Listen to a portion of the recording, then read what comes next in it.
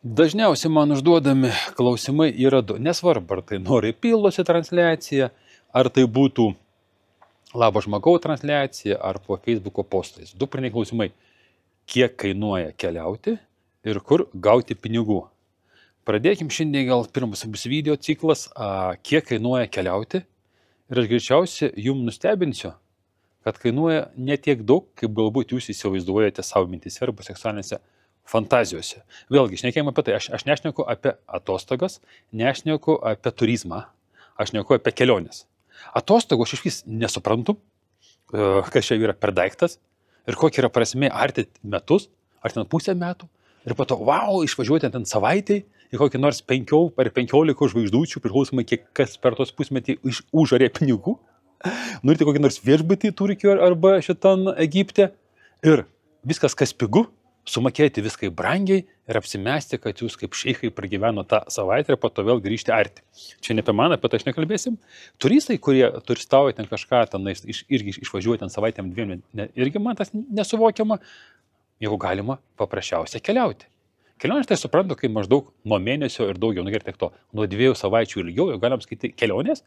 Ir kai tu nevažinėjai vien tik tai po kažkokius tokius, must-have vietas, o kur tu realiai susiduri su vietinė kultūra, su vietiniu mentalitetu ir tu keliauji. Tai va šitą visą pakalbėkim, pavyzdžiui, paskutinės mano kelionės pavyzdžių. Aš susirašiau savo telefonę, maždaug kokios yra išlaidų rūšys. To atsidarysim šitoje vietoje, nes iš principo išlaidos yra tos pačios, ką ir paprastam gyvenime. Pažiūrėkim, rūbai, pradedam nuo maisto.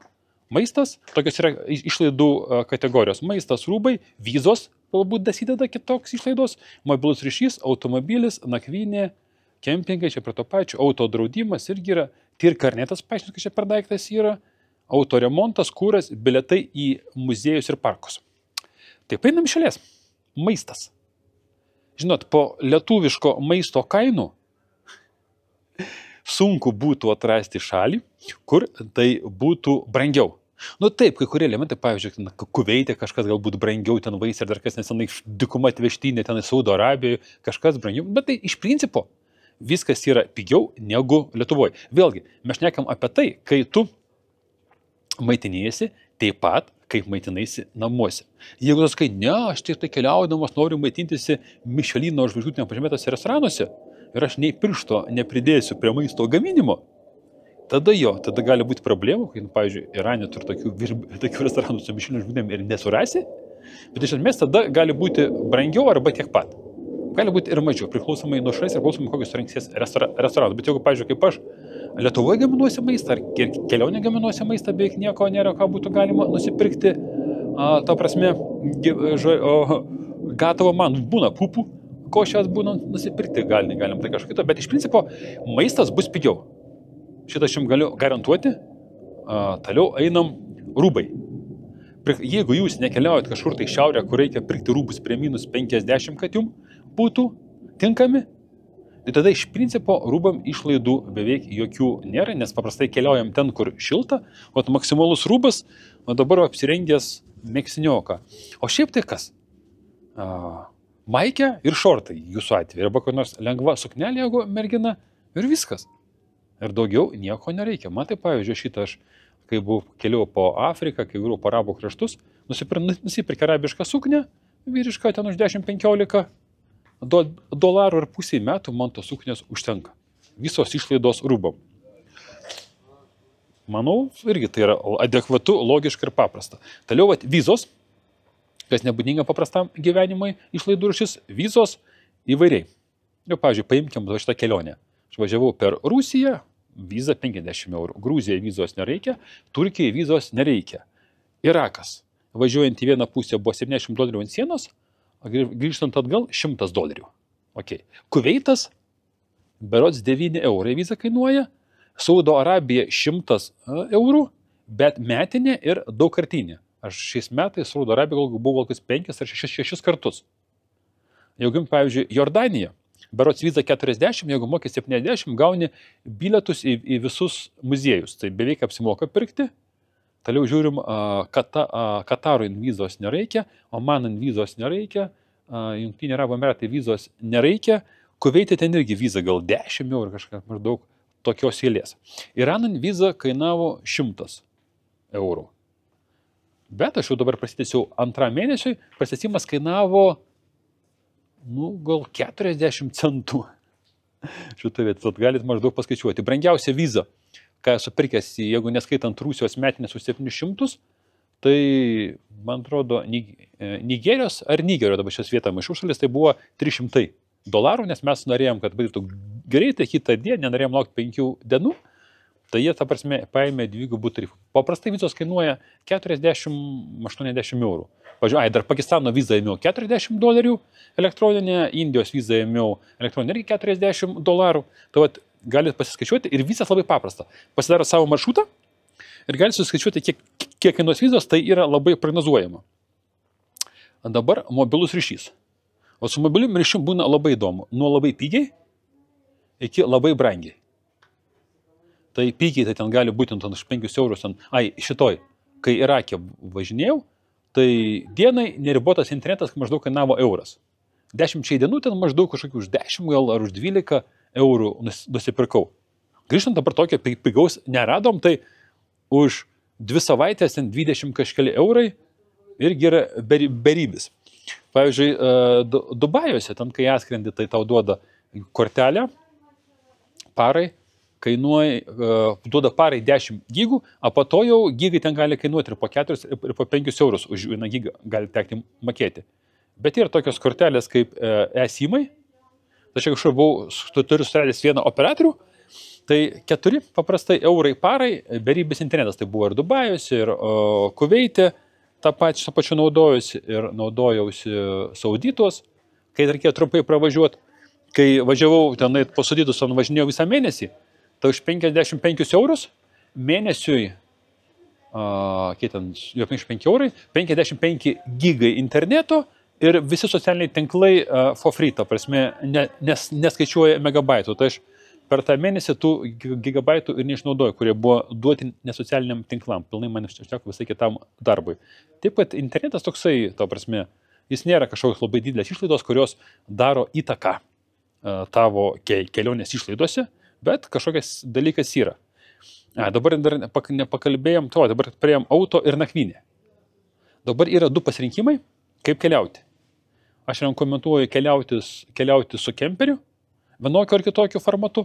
Jeigu įdomu, rašykite komentaruose, būtų galima rašyti atskirą video apie kemperius, kokie jie būna, kokie pasirinkimai, nes tu gali imti kemperį. Pavyzdžiui, man dabar labai patiko.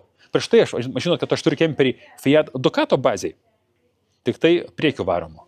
Dabar šioje kelionėje važiuoju su Toyota Hiluxu senu, 20 metų senumo, kur pikapė padaryta budelė, teisingai reikia, dabar būsiu priūrti, reikia nufilmuoti, žadėjau šito apžvalgą mano kemperio, tai čia bus atskiras video.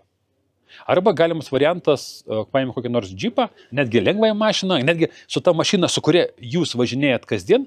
Dabar toks labai įdomus dalykas, jau sena istorija, bet Lietuvoje tik dabar atkeliavo palapinės ant mašinos stogo. Tai mano rekomenduojamas dalykas, nes tokiu atveju tau nekainuoja viešbučiai. Viešbučiai kartais būna brangus. Pavyzdžiui, Saudo Arabijoje viešbučiai 2 kartus brangesni maždaug negu Europoje. Adekvatus viešbutis gali prasidėti nuo 100 dolarų į parą. Tai jau tokios gaunasi stambios išlaidos, pasakyčiau, palyginant su visom išlaidom, kokias mes patyrėm keliaudami. Tai jeigu keliauji su kemperiu, tau nakvynės nieko nekainuoja. Arba nebent kaip mano atveju, už tai biškį nepilnai pasirašiau, mano gyvenamoj zonoje nakvynės sugedo taip vadinama autonomkė. Šildymo pečiukas, kuris dizelio pagalba šildo šitą ir aš kažkaip lyg tai viską prisidėjau, tos atsarginių dalių ten prisidėjau mašinai, pečiukui nepasėmiau atsarginių dalių, nes neplanavau, kad jo labai reikės. Nes palanukus, ten plus 50, plus 30, o dabar Irane, kalnuose, biški užsivėlino dėl vizų, užsivėlino išvažiavimas iš Lietuvos ir jau naktim reikia imti viešbučius. Tai šitoje vietoje tai yra jau lydiniau. Nors čia Irane viešbutis pigus, dabar, pavyzdžiui, randuosi toks hostelis, jeigu lova bendrant kambarį $5 kainuoja parai, aš pasiėmiau kambarį už $10. Tai tokios jau kainos tokias, Irane viešbučius gali susirasti iki $20-25 pakainiai netgi 2 žmonėm. Kitose valstybėse gali būti niuansų, gali būti brangiau. Pavyzdžiui, Irake sostinėje Bagdade $60 mokėjau už viešbutį, irgi tas pečiukas buvo jau sugedęs, atvažiavau vėlai, mano toj mylimoji aikštutėje, kur aš tandai praleidau daug laiko nakvodamas, ten ir dušas ir viskas būdavo, neįleido, nes buvo rinkimai ir aikštutėse visur stovėjo karinė apsauga. Aikštutės sargas mane pažino, būtų viskas tvarkoje, bet apsauga sakė, ne, čia nakvoti negalima. Ir teko imti viešbutį. O jeigu būtų veikus autonomkė, tai būčiau kur nors sustojęs ir pernakvojęs, būčiau kitas radęs šutę, ten žinau, kur prie prekybos centro galima nakvoti, irgi esu nakvojęs, kur turėjau įvairių nuotykių, taip pat su nakvynėm yra tas pats, dar kempingai, kas man čia parašyti, tai iš principo aš kempingų nenaudoju.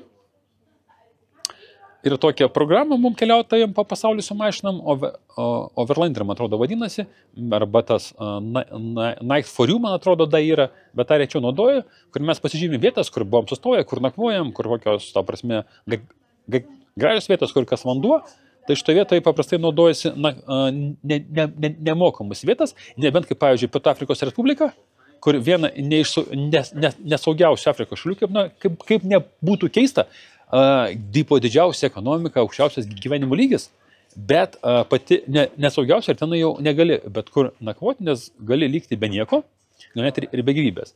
Tai ten jau tada važiuoji prie viešbučių kažkur, tai ieškai kempingų, nes ten yra labai populiaru Pietų Afrikos Respublikoje vietinis turizmas, o šiaip paprastai kempingų nenaudoju. Dabar sekanti išlaida autodraudimas. Kai kur jis būna, kai kur jo nebūna. Kartais būna, bet nebūna. Pavyzdžiui, į šitą, važiuojant į Iraką, ten už kažką paėmė pinigus, lyg tai už kelius, lyg tai ten už draudimą $20. Dar, kur to pačio atsiminučių pas man tokio nėra, dar jie tokie mokesčiai sienų kirtimo. Ne visur būna, bet kartais būna. Tai toje vietoje ten gali būti kelių mokesčiai, arba yra, pavyzdžiui, iš Jungtinių Arabų Emiratų yra išvažiavimo mokestis. Ir jeigu neklystu, žmogui gal kiek $7 ar $9 turi sumokėti, kad tu galėtum iš ten išvažiuoti. Kaip dabar Latvija įvedė irgi. Iš Latvijos išvažiavimo mokestį į Baltarusiją ir Rusiją €9. Bet to Baltarusija yra išvažiavimo mokestis. Taip pat yra tų šalių, kur tokie mokesčiai yra. Yra įvažiuojant. Pavyzdžiui, už tą patį tirkarnetą aš tam paėmą, tą galite paimti $10-20. Brangiausia, kiek teko man mokėti už įvažiavimą, tai buvo $1250, bet čia buvo Etiopija, ten buvo pasikeitę niuansai, plus ten buvo karas, mes ten dar visą mėnesį laukiam leidimo, 2 savaitės pragyvenau muitinėje tarp Etiopijos ir Sudano, nes už nugaros Sudane karas prasidėjo, kuris dar iki šiol vyksta, o Etiopijoje dar karas buvo nepasibaigęs ir mūsų neleido į šalį. Tai vat, tarkim taip, nuo kelių $1 iki 1250 įvažiavimas į Sudaną €500 kainavo popierių įvairių sutvarkymų, ten taip palėtai popierių, draudimai, ten barijoje ten jie kartais prisigalvoja. Bet tai šitoje vietoje iš šitų kelionių ir į Iranas už dyką įvažiavimas, iš Kuveitas įvažiavimas $6 ar $5 už rengeną buvo. Kaip nekeista, pirmą vietą, kur už rengeną reikėjo susimokėti. Paprastai, jeigu būna rengenas, už rengeną nemokė, į Kuveitą įvažiuojant už rengeną reikėjo susimokėti, bet man muitininkai davė pinigų, nes aš neturėjau vietinių ir neturėjau smulkių $. Čia irgi įdomus dalykas. Toliau, draudimas, dabar vėlgi dar apie draudimas mašiną kalbėjom, tai pavyzdžiui, draudimas į Dubajus, į Emiratus 50 kainavo kažkur tai, į Katarą irgi maždaug 50 kainuoja porai savaičių, ten $, arba eurų, į Jordaniją tikriausiai buvo brangiausias, tai ten gal koks $70, į Saudo Arabiją, lyg tai reikia, lyg tai nereikia, nebuvo kur pirkti, po to kitą kartą neklausėm, apie to apsėjom, į Omaną irgi maždaug $50, tuomet galim skaičiuoti, jeigu šalyje reikalingas draudimas, tai jis maždaug gauna paprastai būna apie 50. Ir Afrikoje panašiai ten buvo keletą šalių, kur reikėjo tą draudimą pirkti, tai vat su draudimais įsiaiškinom, dabar vat prieinam prie tirkarneto. Yra toksai dokumentas, vadinamas, ta prasme, toks mašinos pasas, kuris išduodamas metam, kuris reikalingas važiuojant po Afriką ir važiuojant po šitas kai kurias arabų kraštus. Pavyzdžiui, į Iraną, bet ir kanetą jaučiu, neįvažiuotum, į Bahreiną lietuvaičių neįleido, pernai metais lietuvaičių, man atrodo, kemperiai 365 LT važiavogi su kemperiu iš Lietuvos, bet jie taip mynė iki Dubajų, tai jie be to tirkarneto davažiavo, bet jiem tai kainavo apie 300 papildomų eurų, o pats karnetas kainuoja maždaug metams su visais siuntinėjimais su viskuo 500 eurų. Jis yra metam, mes jį esam Afrikoje pratesinėję dar metams, man irgi kovo 29 pasibaigė, kažkur tikriausiai bandysiu prasitęsti, gal Indijoje, gal dar kažkur tai jo galiojimą, nes man ten yra 25 puslapiai ir vienai šaliai vienas puslapis. Ten įvažiuoji, žymi, kad įvažiavai, išvažiuodamas arba žymėtum, kad išvažiavai, plus kai įsiminėjai tirkarnetą, išduodi tik tai Vokietijoje, tai vien siuntimo paslaugos iš tų 500 išeina vos ne 200 per DHL. Plus tu turi palikti užstatą jiem. Mano atveju aš palikau 5000, tiek, kiek tipo kainuoja mašina, kad jeigu tu kažkur tą mašiną paliksi, neatveši tirkarneto, tas užstatas liks vokiečiam, tai dokumentas, kuris garantuoja, kad tu toj šalyje nepaliksi mašinos, jos neparduosi, nes, pavyzdžiui, daugumoje šalių šitų, kur reikalingas tirkarnetas, jau nori atsivaryti mašiną iš kitos valstybės, ten apie 100% mašinos kainos tu sumoki įvairių muitų, PVM, registracijos mokesčių. Tai būna du variantai, kai kur išvis be jo neįleidžia, kai kur įleidžia, pavyzdžiui, Afrikos kuriuose valstybėse, bet tu moki draudimo kompanijai, kurie apdraudžia tave, tu gauni draudimą ir tik su to draudimu tave įleidžia. Tai ten kai kur būna 50 eurų, kai kur ir 200 eurų paima. Tai paprašiau tą karnetą įsėmiai ir su juo važinėjai. Taip, autoremontas. Čia dabar priklauso, su kokiu automobiliu važinėjai.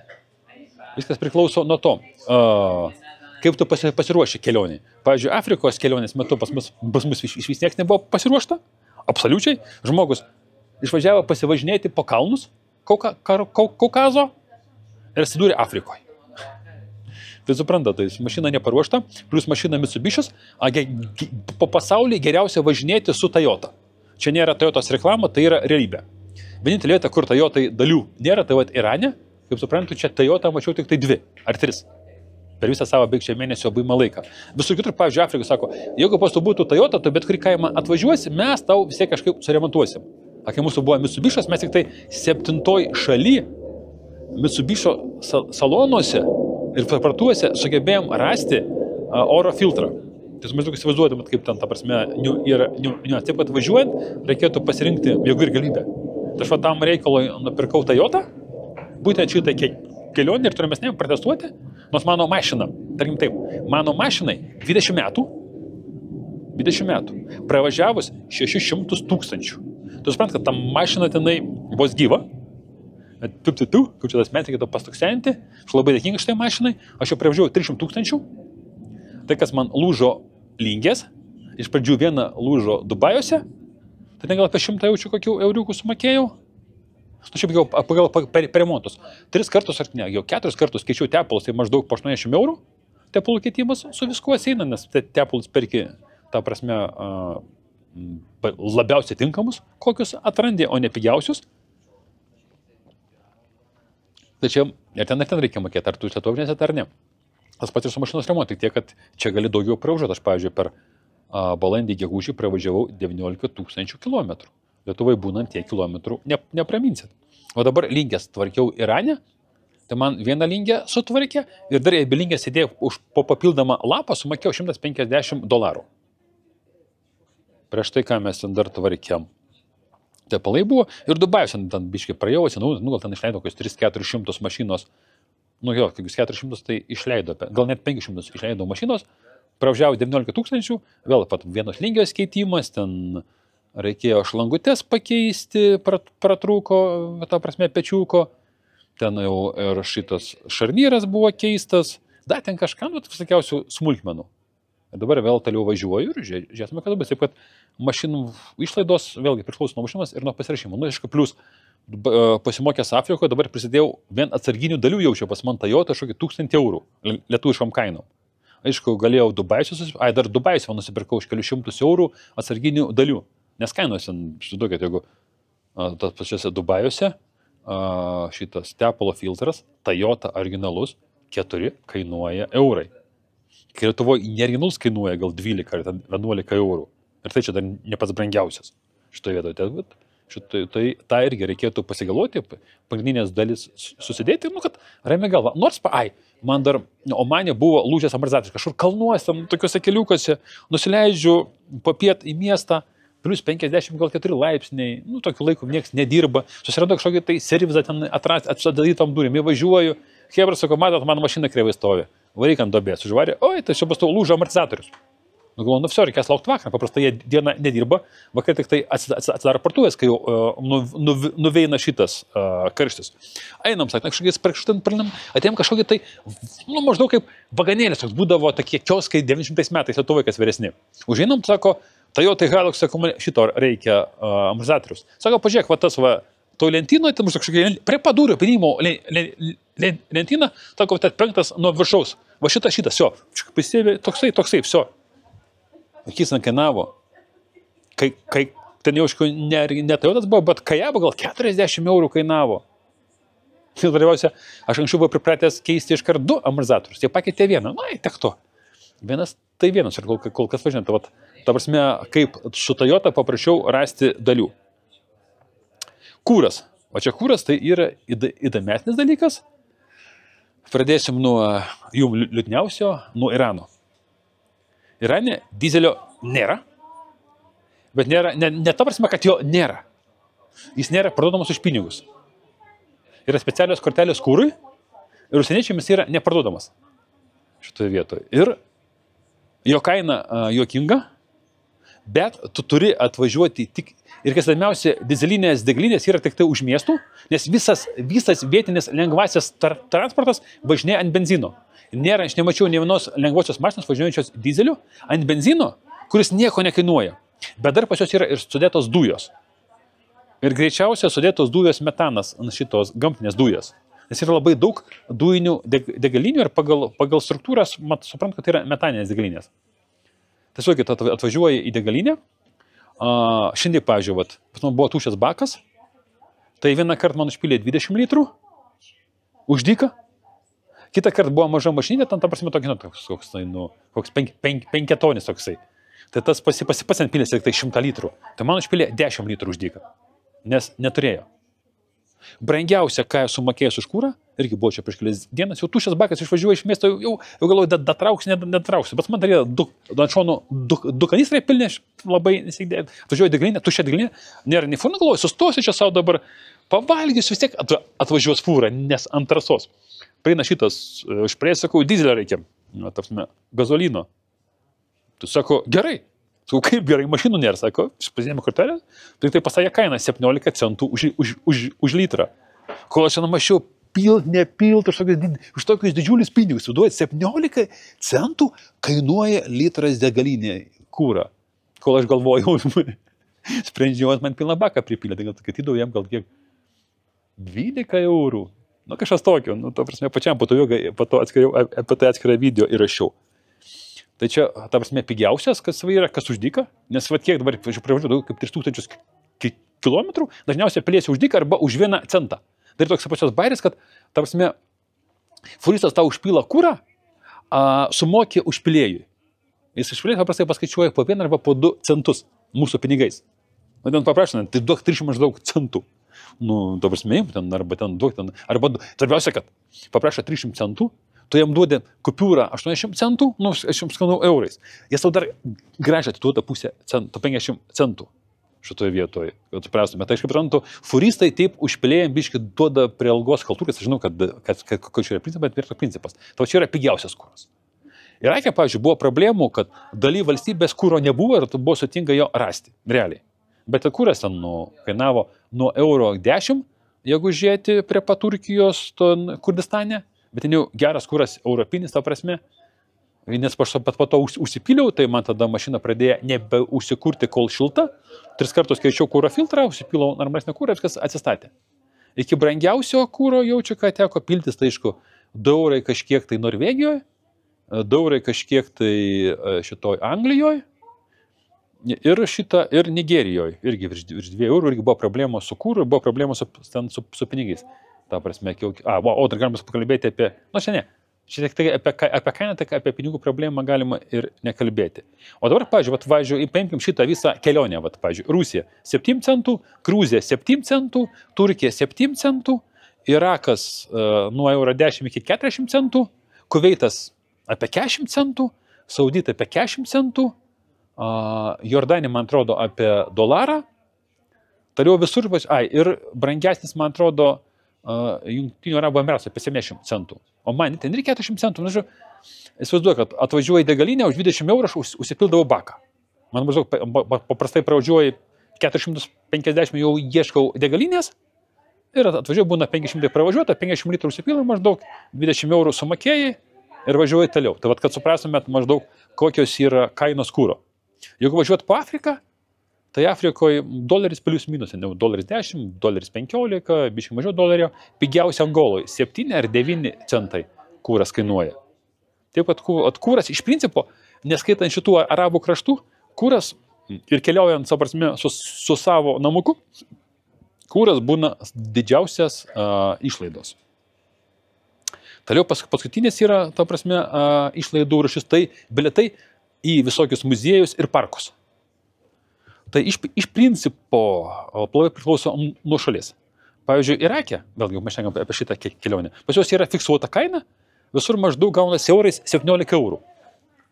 Tai jau europinė kaina beveik, bet ten tik tai 4 ar 5 objektai yra, kur tokius pinigus tenka mokėti.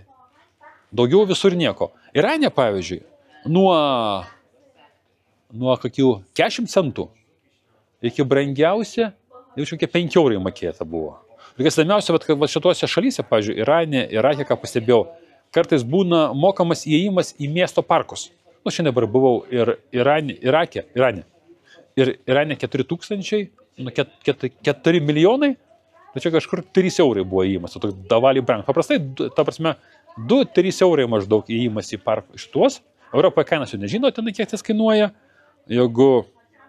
ir Dubajus, ten Dubajus yra kosmosas, bet kuriai ten kosmosas kainuoja. 50, 60, 70 eurų, kad Dubajum yra normali kaina. Afrikoje beveik mes niekur nemokėjom. Tai nieko tokio nėra mokamas, net neatsimenu. Afrikoje yra brangus parkai. O šitie parkai, kurie tie tokie didžiuliai, kur tu su mašina važiuoji, ypatingai Tanzanijoje. Ten šis kosmosas. Kad nuvažiuoti prie ežero, pažiūrėti flamingus rožinius ir užlipti į kalną ir savo mašinoje pramegoti šitan kažkokio tai laisvoje vietoje, iš mūsų paprašė $500. Tai pasakė, man kad nafik, apsukom ir išvažiavom. Kad paprastai pravažiuoti, čia tipo parkas šitokios kainos. Yra tas parkas tarp Kenijos ir Tanzanijos. Iš Kenijos pusės, man atrodo, mes 150 mokėjom už mašiną. Ir dar už $20 pasiėmėm privatų gidą. Tai ten kaina adekvati. Iš Tanzanijos pusės taip pat patį parką pavažinėti. Man atrodo, ar 5 ar 700 eurų kainuoja važiavimas. Tokių parkų nedekvačiom kainom yra, ta prasme. Ir Ugandoje buvo, Ruandoje. Ugandoje ten buvo 50 eurų įvažiavimas parkas. Lesotoje, Esvatini. Vienas iš nuostabiausių parkų buvo. Įvažiavimas $15, bet gyvūnų mes matėm jaučiu daugiausiai. Ten viską matėm. Ir dramblius, tik tai liūtų nematėm. Ir begemotus matėm, ta prasme, viskas antilopės ir visa kita, tačiau jos nebešniuk apie žirafas. Tai Afrikoje tie nacionaliniai parkai. Nacionaliniai parkai, jie davaliai brangus. Esvatini pats pigiausias. Saudituose iš vis nieko nemokėjau. Saudo Arabija, tas yra jų naujas regionas, kurie vysto kaip turistai, ten kainos jo. Ten tas yra toksai, gal matėt, pastatas, veidradis dykumoje. Tai ten ir eilė, ir man atrodo, užvažiavimą prieš manęs ar 50 ar $70, dar reikėjo laukti rytojaus ar už parytojaus. Sakykit, nafik, aš neturiu čia pasiim laiką sėdėti ir taip karšta. O daugiau tai, ir šitoj. Ir Jordanijoje, tai jeigu perki tą už 70 vizą, pastovisi bilietai įeina. Jeigu ne, tai atskirai lankymas šitos, kaip tas vadinasi, Petras. Man atrodo, kainuoja 30 eurų. Bet pačiau patys pasirinkėt, ką lankyti, ką ne. Tai realiai, kaip pastebėjot, išlaidos yra nedidelės. Jeigu šnekėt apie išlaidą, jau kas nors kitas, aš noriu keliauti, bet neturiu pinigų, reiškia, jūs savo meluojat. Aš sutikau Afrikoje žmonių, kurie keliauja už 150, už 200 eurų į mėnesį. Su dviračiu per Afriką važiuoja, jiems tiek kainuoja. Jis Rusijoje, Karnabėsija praleido Rusijoje, čia vokietis, jisai ne rusas, jis stojo Rusijoje į mokėtis, prasidėjo Karnabės ir sakė, nafik ta Vokietija, bet po to atgal nebeišmokėtis, tai jis už stipendiją Rusijoje nuvažiavo iki Vladivostoko ir grįžo atgal. Jam užteko tos stipendijos, kurie jam mokėjo Rusijoje. Žmogelis, su dviračiu savo, nieko neskabėdamas, jau dabar per tą laiką išpažįstu, nežinau, pusę pasaulio su to dviračiu išmaišė. Kiti buvo susirgi, kol mes Etiopijoje, kol ant sienos sėdėjom, ten daug labai žmonių praėjo per tas 2 savaitės. Taigi, tarkim, buvo šeima, ta prasme, jinai keliauja, ta prasme, yra pinigų keliauja, nėra pinigų, kažkur sustoja, ieško uždarbio šitoje vietoje. Taip, kad jeigu norit keliauti, Zambijoje, dėjau į Facebooką video. Vokietis, turkas, Vokietijos pilietis, Vokietijoje atidirbęs kažkokio tai mokytojo, matematikos kažkieno tai, sakė, man atsibodo tas gyvenimas, mokykla, alūdė, mokykla, namai. Vokietija toks gyvenimas. Tenai darbas, alūdė, namai. Namai, darbas, alūdė. Arba namas, darbas, alūdė, namas, vėlgi darbas, alūdė, namas, darbas. Aš išnyso, sakė, padaupė biškį pinigų ir peškom. Peškom atėjo iki Zambijos, iki Niogaros krioklio. Galite pažiūrėti kur. Sakė, dar porą metų pavaikščiosiu po Afriką. Per porą metų maždaug nuveisiu iki Pietų Afrikos Respublikos ir grįšiu atgal į Europą. Tai jisai, ta prasme, turi droną, turi fotoaparatą, kojas kažkaip bandė čia kasti, ir jisai fotografuoja ir tas nuotraukas pardavinėja. Ir turi savo santaupų. Nes mes su juo susipažinom šitam viešbutį. Bet jis normaliai, ta prasme, viskas pasiėm kuprinės, visą įrangą, mes daržėjom, kaip jam visas gyvenimas jo pareina į kuprinę, mes ten su gal pusdienį su juo pabendravom. Taip, kad nėra tik tai pasiėm noro ir bandot ant pinigų suversti kaltę, dėl ko jūs nekeliaujat. Jeigu dabar pabandyti suvesti, kiek kainuoja pragyvenimas, tai tada pradėsim nuo liūdniausio arba geriausio - Iranas. Jeigu man nebūtų reikėjo imti viešbučių, tai jūs pats suprantat, kad čia nieko nekainavo. Aš įsigyčiau 500 eurų, tai dar 200 eurų kišeniai, kam įdomu, čia maždaug prasiu, kaip atrodo, čia nes čia, čia pinigai.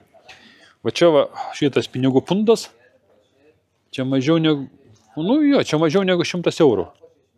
Kai čia yra kupiūrų, biškai daugiau negu 100 kupiūrų. Tai čia dar su stambiom kupiūrom. Gali būti 100 eurų, 250 kupiūrų galim išduoti. Tai 300 eurų išleidau kažkur tai maistas, tai beveik nieko nekainuoja man, kaip. Gerai, aš, pavyzdžiui, šiandien pirkau tūną, 2 indelius ir 2 indelius pupelių. Sumokėjau nepilnus 4 eurus. Nežinau, kiek Lietuvoje tas dalykas kainuoja šitoje vietoje. Va čia avokadai jų nėra ir jie brangus.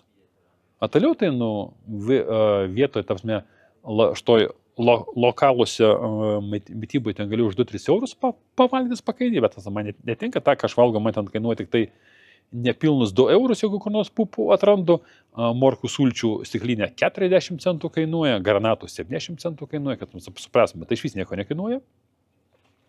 Šiaip mes, kaip važiavom per Afriką, skaičiavom 100 eurų dienai žmogui, maksimum. Mes ten mašiną išleidom daugiau negu 10 000 eurų remontui. Porą kartų keitėm motorą, keliam galvą, pirkom naują galvą, ten vyrinom, padangų komplektą, aišku, jeigu daug važiuojate, kaip aš, tai anksčiau reikėjo nusipirkti padangų komplektą, bet mes ten visai gerai nupirkom, gal ten kažkokius 200 eurų naujas geras džipinės padangas, ten tos MT, kaip mes vadinasi, tokios pusiau purvinės, pusiau asfaltinės. Tai galite pasiskaičiuoti, kol yra galimybė, keliaukit, nes galimybės susidarinės. Realiai, kelionės iki 20 metų, iki Karnabėsijos, buvo 2-3 kartus pigesnės. Kiek pašnekė su kelioninkais, pažiūri kelioninkų užrašus, pas mus yra taip patys viešbučiai. kur pažiūrė, ten 17-18 metais žmonės važiavo tą patį Iraną, tą pačią Afriką, dar kažkur tai. Tai ten kainos iš vis juokingos. Gal ten 3-4 eurai kainuoti viešbutis. Na dabar jau, čia aš nieko apie Iraną, tai dabar jau ten 10, 15, 20. Tas pats ir su kūro kainom, neskaitant Iraną.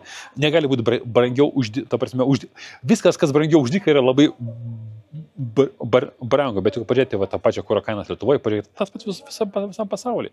Taip pat, kuo toliau, tuo keliavimas taps brangesnis, tuo bus sunkiau keliauti, nes, pažiūrėjau, ką tik buvo karas tarp Irano ir Izraelio 12 dienų.